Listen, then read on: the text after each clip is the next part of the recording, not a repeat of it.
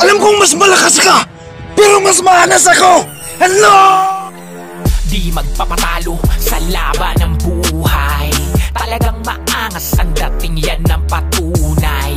Boy Angas, laging nandito. Ano? Boy Angas, laging nandito.